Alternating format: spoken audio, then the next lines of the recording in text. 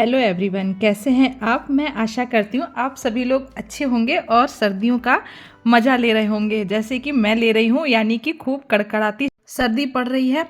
इतनी ज़्यादा सर्दी की उम्मीद बिल्कुल नहीं थी कि इतनी ज़्यादा ठंड पड़ने लग जाएगी। बरसात होने के बाद तो इतनी ज़्यादा ठंड हो गई है कि कुछ भी काम करने का मन नहीं करता है। ऐसा मन करता है कि बस बिस्तरों में आराम करें, कोई गर्म चाय लेकर के आ जाए, दूध लेकर के आ जाए, घर का सारा काम किया हुआ मतलब मिले, झाड़ू पोछा अकड़म बकड़म जो भी होता है। लेकिन ये सिर्फ एक सपना है, ये हकीकत बिल्कुल नहीं हो सकती एक औरत के लिए, क्योंकि उसे तो उठना ही पड़ेगा और घर का सारा काम करना ही पड़ेगा, चाहे कितनी ही ठंड क्यों ना हो। तो सुबह देखिए अब दिन की शुरुआत हो चुकी है। कितना भी जल्दी करो टाइम तो हो ही जाता है। तो 9:30 बज चुके हैं और आज सुबह कुछ भी नहीं बनाया है। हस्बैंड और बेटे बाहर गए हुए हैं, वो किसी काम से गए हैं। मैं आने वाले ब्लॉग में बताऊंगी कि आज वो कहाँ गए हैं। तो वो लोग चले गए हैं तो उसके बाद कमरे की सफाई करना शुरू कर दिया है और सुबह सुबह दवाई लेने का टाइम होता है। तो मैं क्या करती हूँ ना कि होम्योपैथिक की दवाई चल रही है और ये काफ़ी लंबे समय से चल रही है, लेकिन इस दवाई से मुझे बहुत रिलीफ हुआ है। तो इसको दिन में 4 बार लेनी होती है, यानी कि सुबह 8 बजे, 12 बजे, 4 बजे और रात में फिर 8 बजे। तो अगर सुबह के समय मिस हो गई तो फिर समझिए कि फिर 8 बजे वाली दवाई हो सकता है कि 10 बजे या 11 बजे नंबर आए। तो इसलिए जैसे ही याद आती है इसे खा लेती हूँ। फिर भी 9:30 बज चुके हैं इसे खाने में तो चलिए कोई ना। और अब आगे का काम शुरू करते हैं। तो कमरे को कर दिया है साफ़ और दूसरे रूम में आ गई हूँ। और यहाँ रात को बच्चों ने पढ़ाई करी थी और पढ़ाई करने के बाद हमारे टाइम में क्या होता था ना कि जैसे अगर स्कूल का बैग खुला रह गया या फिर कॉपी या किताब कुछ भी बाहर बिल्कुल नहीं रहनी चाहिए थी। सब कुछ एकदम मतलब तरीके से लगा करके बैग की चैन बंद होनी चाहिए थी। तो अगर ऐसा नहीं होता तो इतनी डांट पड़ती थी और डांट के साथ मार भी पड़ती थी। अब तो हम बच्चों को मार भी नहीं सकते। और लेकिन अब उन लोगों ने रात को पढ़ाई करी और सारा सामान ऐसे ही रख दिया। और ये आपने अभी देखा जो हाथ में मेरे था, ये गिटार है और ये रुद्र के जन्मदिन का गिफ्ट आया है, यानी कि उनकी बहन ने दिया है।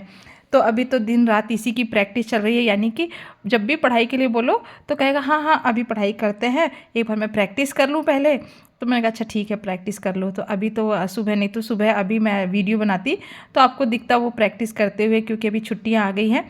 और सही भी है, थोड़ी सी एक्स्ट्रा एक्टिविटीज़ बच्चों के लिए बहुत ज़रूरी होती है।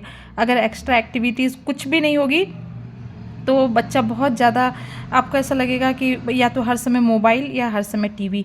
और अगर आप ज़्यादा कुछ कहेंगे तो फिर पूछेंगे अच्छा बताओ क्या करना है। तो अगर आप कोशिश करें कि अगर बच्चा स्पोर्ट्स से जुड़ जाए या फिर म्यूज़िक क्लास से जुड़ जाए, किसी भी एक्स्ट्रा एक्टिविटीज़ से जुड़ जाए, ताकि वो जो टीवी वगैरह है या मोबाइल वगैरह है उससे थोड़ी सी दूरी रहे तो ज़्यादा अच्छा है। सोशल हो जाएगा।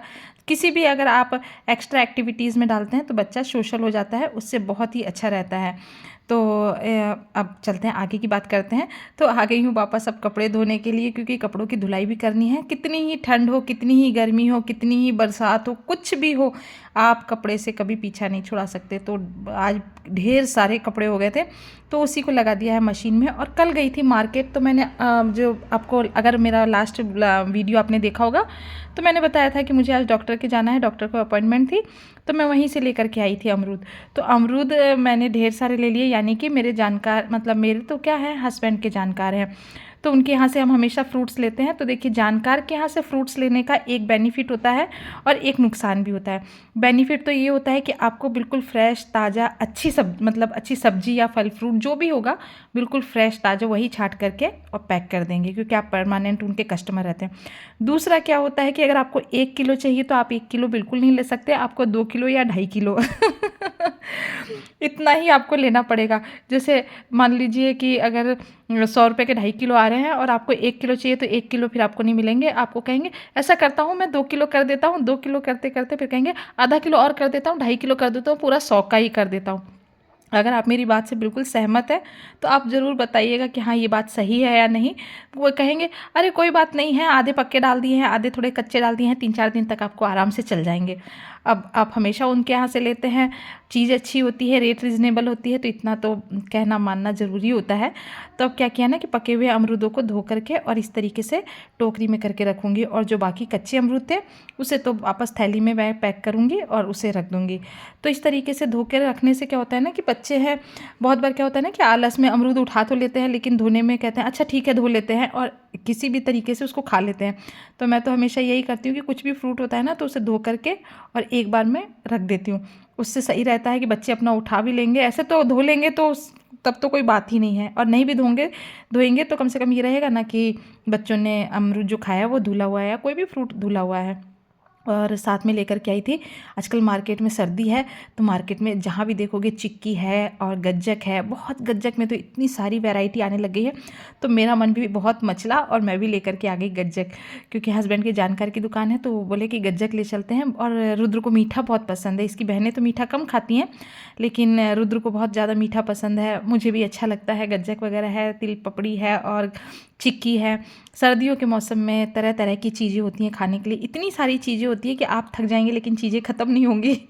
तो इसीलिए है ना, जो गज्जक निकाली मैंने कहा दूध के साथ थोड़ा गज्जक खा लेंगे। और मैं चाय बिल्कुल भी नहीं पीती हूँ, पहले मैं चाय बहुत पीती थी लेकिन अभी मेडिसिन के कारण चाय बिल्कुल अवॉइड कर दिया, डॉक्टर ने बिल्कुल बंद कर दिया, बोले चाय आपको बिल्कुल नहीं पीनी है। तो दूध गर्म कर लिया है और इसके साथ खाऊंगी गज्जक। तो एकदम सुबह सारे लोग चले गए हैं, घर में कोई भी नहीं है, सिर्फ मैं हूँ, हस्बैंड और बेटे के तो मैंने बताया है कि वो लोग पहले जा चुके हैं। तो चलिए ये सब तो हो गई सारी बातें, बर्तन धो लिए, कपड़े धो लिए, दूध पी लिया, सब कुछ कर लिया। अब आज खाने की तैयारी कर लेते हैं और आज आपको मैं बताती हूँ कि मैं जो कढ़ी बनाती हूँ वो किस तरीके से बनाती हूँ। तो मैं इसी तरीके से बनाती हूँ, आप कभी भी बनाएं तो ऐसे बनाएंगे ना तो आपको बहुत कम तेल में और बहुत ही अच्छी कढ़ी बन करके तैयार होगी। तो देखिए मैंने 3 प्याज और हरी मिर्च को बारीक काट लिया था और इसके बाद मैंने इसके अंदर 5 से 6 चम्मच भर करके बेसन डाला है, नमक डाला है, हल्दी डाली है, टेस्ट के अकॉर्डिंग मिर्ची डाली है इस तरीके से। और थोड़ा सा मैंने इसके अंदर लहसुन को पीस करके डाला है, यानी कि लहसुन का पेस्ट डाला है। अगर आप अदरक खाते हैं तो आप अदरक का पेस्ट भी ज़रूर से इसके अंदर डालें। और मैं बिहार से हूँ, अगर मेरा वीडियो आप देखते हैं तो आपको पता होगा, या जो लोग करीब करीब मेरे सब्सक्राइबर हैं वो सारे मेरे जानकार हैं तो उन्हें पता है कि मैं बिहार से हूँ। तो हमारे यहाँ कढ़ी किस तरीके से बनाई जाती है तो आप एक बार देखिए। अब इसे मैंने अच्छी तरीके से मिक्स कर लिया था और इसे रख दिया साइड में। और साथ ही में मैंने करीबन 300 ग्राम खट्टा दही लिया है, यानी कि एक दिन पहले मैंने जमा लिया था तो इसी दही का मैंने इस्तेमाल किया है। और 2.5 चम्मच भर करके मैंने इसके अंदर बेसन डाला है, चम्मच थोड़ी सी बड़ी थी तो इसके हिसाब से मैंने 2.5 चम्मच। और थोड़ा सा कढ़ी होती है थोड़ी चटपटी और तीखी होती है तो ज़्यादा अच्छी लगती है, तो मैंने 2 चम्मच इसके अंदर तीखी वाली लाल मिर्च डाली है, टेस्ट के अकॉर्डिंग नमक डाला है, 1 चम्मच हल्दी पाउडर डाला है, साथ में 1 ही चम्मच मैंने इसके अंदर लहसुन का पेस्ट डाला है। अगर आप अदरक खाते हैं तो आप अदरक भी ज़रूर से ऐड करें। और 1 चम्मच मैंने इसके अंदर काली मिर्च और जीरे का पाउडर डाला है। तो काली मिर्च और जीरे का पाउडर मैं हमेशा बना करके रखती हूँ। अदरक और लहसुन का पेस्ट भी मैं करीबन 4 से 5 दिन के लिए बना करके रखती हूँ, ताकि सुबह जल्दी सब्जी बनानी रहती है ना तो आप फटाफट से सब्जी बना सकते हैं, क्योंकि मुझे 7 बजे लंच तैयार करना होता है, हस्बैंड जाते हैं जल्दी। और देखिए अब क्या क्या है, इसे अच्छी तरीके से मैंने मिक्स कर लिया है। अब इधर मैंने जो बेसन का घोल बना के रखा था इसके अंदर आधा चम्मच अजवाइन, आधा चम्मच कलौंजी और साथ ही में मैंने इसके अंदर जो पत्ती वाला धनिया आता है इसे मैंने काट करके डाल दिया है। और डालने के बाद इसे हमें दोबारा से मिक्स कर लेना है। तो इस तरीके से ना ये बैटर ज़्यादा पतला होना चाहिए ना ये बैटर ज़्यादा गाढ़ा होना चाहिए, इसी तरीके से बिल्कुल बैटर परफेक्ट तैयार होना चाहिए, ताकि इसे हम हाथ से उठाएं तो बिल्कुल सही तरीके से ये हाथ में उठ जाए। अब क्या करेंगे कि मैंने तवा गरम कर लिया है, मैं इसे डीप फ्राई बिल्कुल भी नहीं करूँगी, मैं इसे इसी तरीके से बनाऊँगी आज। तो आप देखिए मैं कैसे बनाती हूँ और हमारे यहाँ ये कढ़ी कैसे बनाई जाती है। और ये कढ़ी जब आप बनाएंगे आपको खाने में इतनी टेस्टी लगेगी ना कि आप बहुत ही उंगलियां चाटते रह जाएंगे, और कभी भी कोई भी किसी को भी खिलाएंगे वो भी आपकी बहुत तारीफ़ करेंगे। तो देखिए इस तरीके से आप इसे धीरे धीरे करके हाथ की मदद से फैला लें। तो इसलिए मैंने आपको पहले बोला था कि ना बैटर ज़्यादा पतला होना चाहिए और ना ही बैटर ज़्यादा गाढ़ा होना चाहिए, इसी तरीके का बैटर होना चाहिए कि अब जब हाथ से फैलाएं तो ये अच्छी तरीके से फैल जाए। बैटर अगर ज़्यादा गाढ़ा होगा तो जो हम ये पकौड़ियाँ बना रहे हैं ये टाइट बनेगी, ज़्यादा पतला होगा तो ये पूरा मिक्स हो जाएगा, एक दूसरे से चिपक जाएंगी। तो देखिए अब बिल्कुल मैंने फ्लेम को मीडियम रखा है और धीरे धीरे करके हमें इस तरीके से इसे पलटना है। तो इस तरीके से आप बनाएंगे ना, टाइम थोड़ा सा ज़्यादा लगेगा लेकिन ये बहुत ही अच्छी ट्रिक है। इसमें एक तो तेल बहुत कम लगता है जो हेल्थ के लिए, मतलब आजकल तो ऐसा होता है कि बहुत कम तेल खाने के लिए डॉक्टर भी बोलते हैं कि हेल्थ के लिए, और हम लोग इतनी सारी चीज़ें खाते हैं तेल से जुड़ी हुई। तो जहाँ भी कोशिश हो मतलब कि कम तेल का इस्तेमाल हो सके तो आप ज़रूर से इस रेसिपी को ट्राई करें और कोशिश करें कि हम कम तेल का इस्तेमाल करें, कम मसालों का इस्तेमाल करें, घर में बनाएं। तो बाहर तो हम लोग खाते ही हैं, बहुत बार ऐसा होता है कि हमें बाहर खाना ही पड़ता है तो वहाँ तो हम कुछ भी उपाय नहीं कर सकते, लेकिन जब भी हम घर में खाना बनाएं तो थोड़ा सा तेल कम डालें और एकदम फ्रेश और अच्छा खाना बनाएं, ताज़ा खाना बनाएं। तो देखिए इस तरीके से मैंने दोनों तरफ से पकौड़ियों को अच्छी तरीके से सेक लिया और इसे किनारे लगा दिया है। अब वापस मैंने तेल डाला है और धीरे धीरे करके हम दूसरा बैच भी तैयार करेंगे। तो इसे बनाने में आपको ज़्यादा टाइम बिल्कुल भी नहीं लगेगा। जितनी देर आपको उन पकौड़ियों को बनाने में लगता है उससे 5 या 7 मिनट ज़्यादा लगेगा, इससे ज़्यादा बिल्कुल भी नहीं लगेगा टाइम। तो देखिए अब एक बैच बन करके तैयार हो गया था और दूसरा बैच भी मैं इसी तरीके से बनाऊँगी। आप देखिए एक बार फिर से, अगर आपको नहीं समझ में आया हो तो आप इसी तरीके से देखें और वीडियो को आप पूरा देखेंगे तो आपको बिल्कुल अच्छी तरीके से समझ में आ जाएगा। तो देखिए अब सारी पकौड़ियाँ दोनों तरफ से अच्छी तरीके से पक चुकी है। अब मैं कढ़ाई में तड़का लगाऊंगी। तो देखिए सरसों का तेल डाला है, इसमें जीरा डाला है, साथ में हींग डाली है, मेथी डाली है और साथ में मैंने पीली वाली सरसों डाली है। अगर आपके पास काली वाली सरसों हो तो आप उसका भी इस्तेमाल कर सकते हैं। 3 से 4 मैंने लाल वाली सूखी वाली मिर्च को डाल दिया है। इसके बाद मैं इसके अंदर डालूंगी कढ़ी और इसे अब हमें कंटिन्यू चलाना है कम से कम 15 मिनट तक, जब तक इसमें एक अच्छा सा उबाल नहीं आ जाए। यानी कि फ्लेम को आप बिल्कुल फुल फ्लेम पर कर दें और कढ़ी में जितना अच्छा उबाल आता है कढ़ी उतनी ही सुपर टेस्टी बन करके तैयार होती है। बहुत लोग क्या करते हैं कि 1 से 2 उबाल आता है और कढ़ी बंद कर देते हैं। तो यही कन्फ्यूज़न होता है लोगों को। जब कढ़ी के ऊपर एक मलाई सी आने लग जाए तो समझिए, या इस तरीके से किनारे पर कढ़ाई जो मतलब जो कढ़ी है वो चिपकने लग जाए तो समझिए कढ़ी हमारी पक चुकी है। तो 15 मिनट हो चुके हैं और कढ़ी में बहुत ही अच्छा उबाल आ गया है। अब क्या करेंगे, फ्लेम को करेंगे बंद और इसके बाद इसके अंदर डालेंगे जो पकौड़ियाँ हमने बना करके रखी थी। इन सारी पकौड़ियों को हमें इसके अंदर डाल देना है और डालने के बाद हमें इसे बहुत ज़्यादा नहीं चलाना है, नहीं तो क्या होगा ना कि जो पकौड़ियाँ हमने बनाई हैं ना वो टूटने लगेगी। और हमारे यहाँ तो कहावत है कि कभी भी कढ़ी को सादा नहीं खाया जाता है, यानी कि आप इसमें कुछ भी डालिए, मतलब इसका शगुन बहुत अच्छा होता है। तो फीकी कढ़ी कभी नहीं खाई जाती है। तो हम जब भी बनाते हैं तो कुछ ना कुछ डाल करके बनाते हैं। तो मैं आने वाली और टाइम में आपको बताऊंगी कि हम कैसे कैसे किस किस तरीके से और कढ़ी बनाते हैं।